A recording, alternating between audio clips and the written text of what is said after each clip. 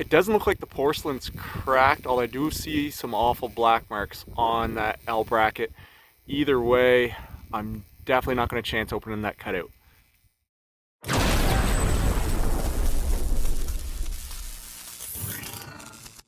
Hey, what's up guys? We've got a pretty unique situation with this trouble call we're at right now, where the feedback I got from the customers helped me find the problem that I probably would have not found at all.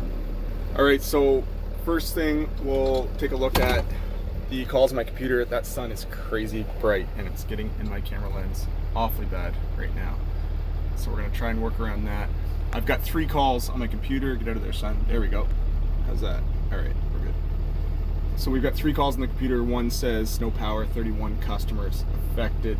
The next call says exactly, just customer called in, heard a loud bang. Now there are sparks coming out of the transformer right on the corner of this address. So I know exactly where that address is. There's no transformers there. However, there is a set of switches, 3-phase switches that just blew, I'm assuming. I haven't been there yet. And the other call, which at first I expected to be at the same location, but it's a street corner, so I thought it was the houses on either corner, but it's actually on the far end of the line, and it says 2 lines are touching each other and arcing. Power went out and came back on. There is a new pole set, but the lines are not causing it, so that's a bit confusing. Now we're going to take a quick look at our map. So this is the feed. The substation's up in this corner somewheres, and at these 4 corners there's a set of 3-phase switches as the line takes off in each direction. So the first report was of the sparks coming from the transformer here, which again I'm assuming is the switches, and the 31 customers that are out are along this stretch. And the second call saying they seen sparks was on this corner. So pretty quickly, I assumed I was already in this neighborhood up here, so I came from this direction and I found the problem right away, more or less specifically because the customer mentioned the new pole. So I haven't driven the other end yet, so we're going to assume all these 3 phases are still energized, which there's probably 2 cutouts open. But at first glance, when I rolled up, I seen the new pole. So everything's fine here. The pole's up against the center face, so we have a 46,000 volt piece of hard cover up on that, as well as a piece of hard cover up on the pole, and the butt ground is tied way low on the pole. So for that 7200 volts to track through both pieces of tested hard cover up and through dry wood is not very likely. However, I did see a little bit of black marks on the cover up, and then I got out binoculars and we found this. So this is our pole. We've got an A pole set in place here for reasons of a new sideline being built to feed that farm. We've got our hard cover up there, which very rarely ever causes an issue.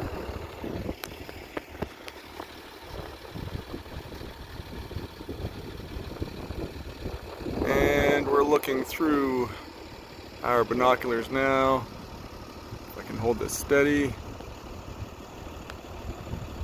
And right at the top of that tap clamp, see that burn mark right at the top? The wire, the other phase, was swinging in the wind and made contact with that tap clamp. So what's going on is normally those 3 phases will swing in unison as it gets windy out. There you can see it swaying now in the wind.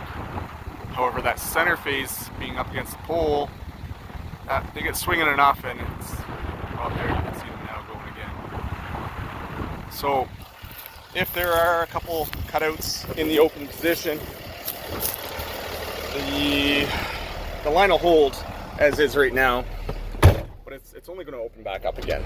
And if later on tonight I'm back at home, sorry guys, I got to put the camera here because the sun's in the lens. But for one, it's going to be a pain in the butt for the customers if this line goes out again on the same night or again tomorrow or whatever. So I called the other crew and they weren't far and also not busy. So we're going to head and see what's open exactly for cutouts. But I'm assuming, like I said, 2 of the cutouts are open. We're going to open the remaining cutout, take a permit on that line, put a cross arm up in that pole, and tie those 3 phases in. Problem solved. We won't have to worry about it again.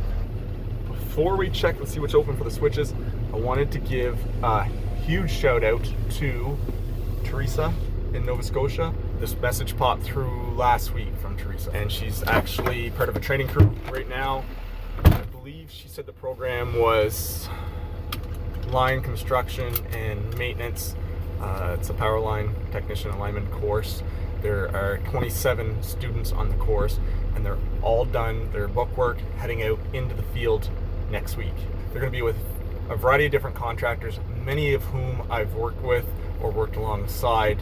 So I'm sure you guys and girls will all get excellent training. Just a few words of advice. For one, know your limits. Don't do anything unsafe. If you're not sure of something, stop and ask. And the other thing is to use the tools and equipment that are provided. Don't lift heavy stuff unnecessarily when you have a winch nearby. We've got all kinds of excellent lithium battery power tools nowadays that can help save your elbows and shoulders. Your 40-year-old self will definitely thank you. So I wish you guys all the best out in your training. Hopefully I get to meet each and every one of you. We are not far from each other, so I'm sure we'll cross paths at some point. All right, so let's go check out those switches down the road. Slight change of plans. Actually, I'm glad I was able to capture this because this is another unusual situation. So there's only the center phase opened, only the center phase cut out. And they are load brake cutouts, which is a good sign. I could just take the telly stick up there and yank those both open. However, we're going to be doing something a little different here.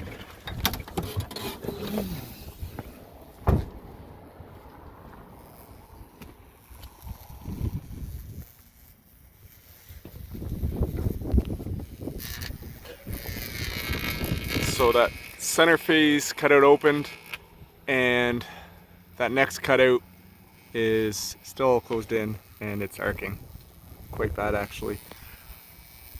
I don't want to really stare at it. I'm just looking through my camera because if that flashes over, it's going to be incredibly bright.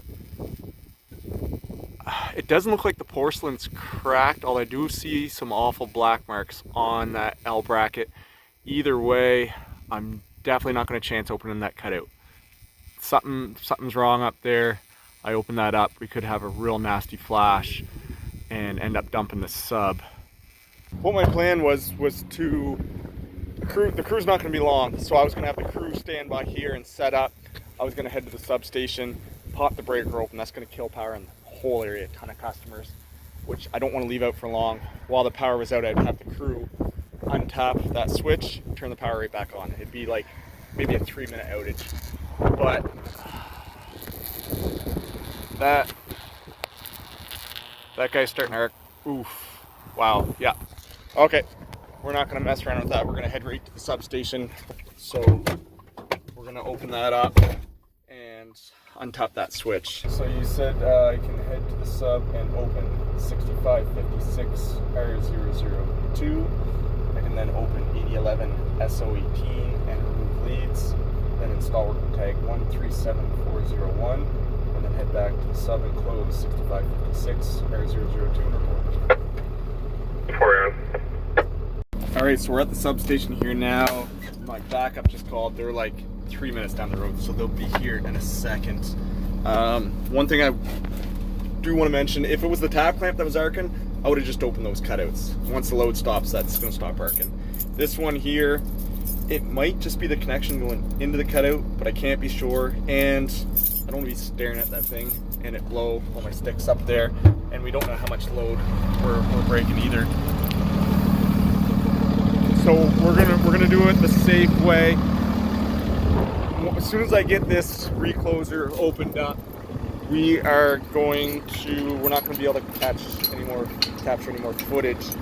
Even though it would have a minimal impact on the restoration, this is gonna be an extremely large outage. So we don't wanna waste even an extra second if we don't have to. So just checking the fence, there's no holes in the fence or anything. So 6556 R002, there's our power transformer. We've got our 2 reclosers there. We used to have to operate these guys right here in the sub, but now I've got control in the building. So you can see that switch is in the closed position, so we're all good. don't be surprised if you hear that start clunking. That means that flashed over and went to ground and operated the recloser.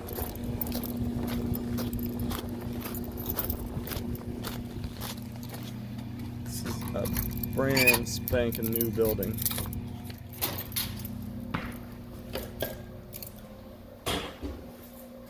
And we've got new recloser control panels here. We've got recloser control 6556R002, and it is an SEL. This is the trip. So it's showing recloser open, and our voltage here, 7.6 kV. There we go. Current 0, 1 amp for some reason. So the amperage dropped off 0 on that. So we're quite sure it's open.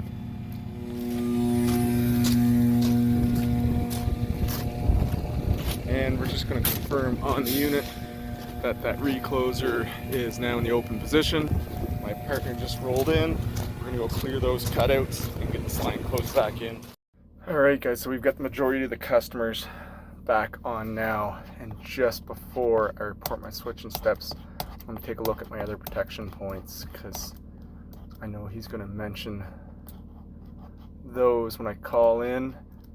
So one thing we did do before opening those cutouts was check for potential and then proceeded to open them, and the plan was to also remove lead.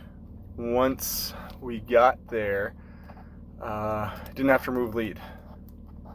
However, the switching plan with my dispatch, one of the steps was remove lead. So you still have to perform that step unless you speak with the dispatch, which I did. So we found that the cutout door fuse blew, and it's welded right up in here for some reason. The spring mechanism didn't allow that to break apart. And actually, this is a perfect door. Someone was saying that fiberglass, it's actually just the coating come off, and you can see that quite clear on this door. The coating is coming right off, and that exposes all those fibers. So I guess those old doors are just old doors. Quite a bit of damage to the door, so we are gonna simply install a new door once we're done our permit. But I did call my dispatch, let him know that removing the leads wasn't required, so he removed that step and still gave me permission to carry on with the plan.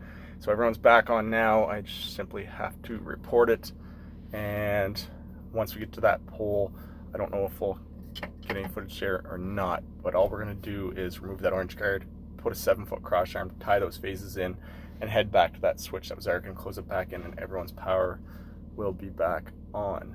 Of course, there's a few other steps between our tailboard, for example, grounding the line, but that's pretty basic stuff that we've covered in a lot of videos.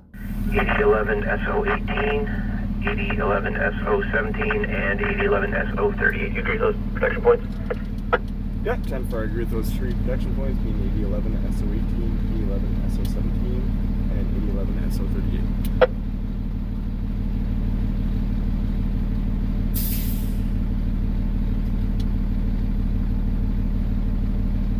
During your work permit 137401 between the protection points of 8011 SO18, 8011 SO17, and 8011 SO38 has been approved and is now in effect. You can potential, and if not, protect yourself with necessary bonds and grounds at all times and go to work and report when clear. 10-4. 10 for you see my work permit 137401 between protection points 8011 SO18, 8011 SO17, and 8011 SO38 has been approved and is now in effect. You can go ahead and check for potential, so much around the bonds, go to work, and report when clear. Perfect. Should be less than an hour. Okay, sounds good, Aaron. Thank you. 21 clear for now. What did you clear?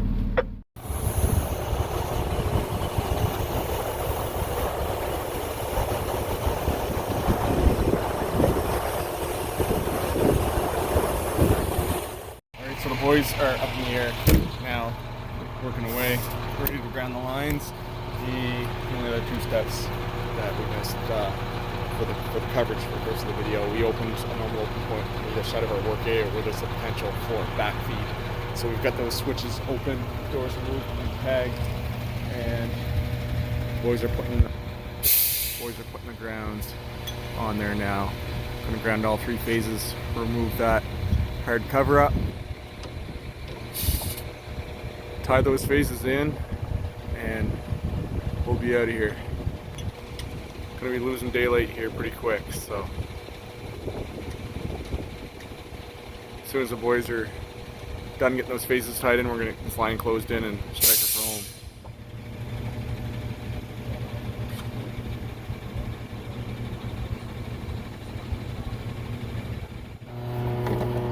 So that's a piece of cover up, and well, both tap plants got flashed over here. That's the one we were looking at with the binoculars. The phase hit right there. And this, oh no, that must be the one we were looking at with the binoculars. Yes sir. She got hot.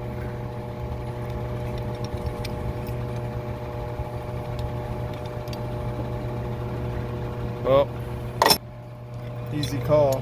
Anyways, lucky that fellow reported seeing sparks here, because I don't know if I would have noticed that one. Everything looked pretty normal driving by.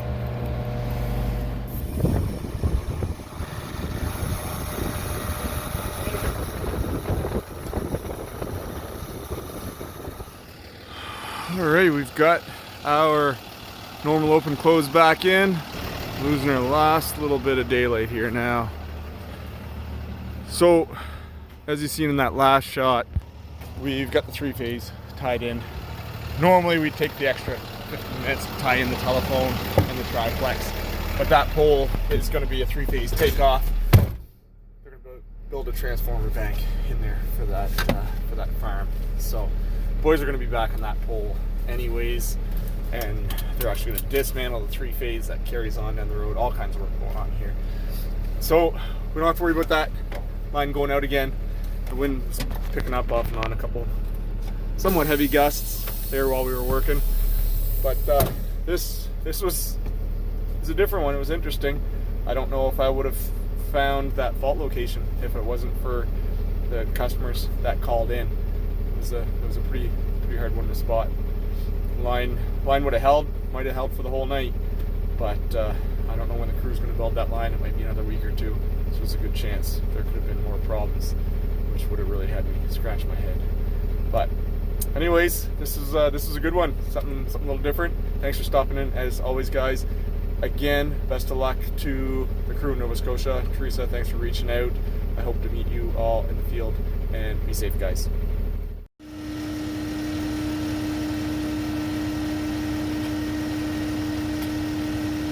Yep.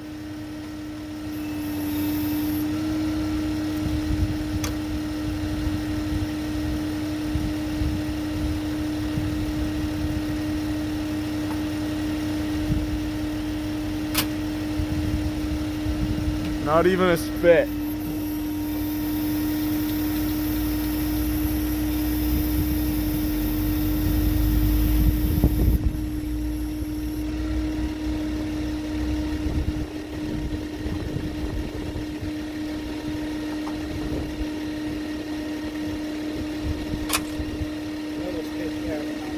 Beauty. As long as the tap plants don't light up. Oh yeah. There's not much load out around these places really when push comes to shove, especially in the summer, like this time of year. Yeah.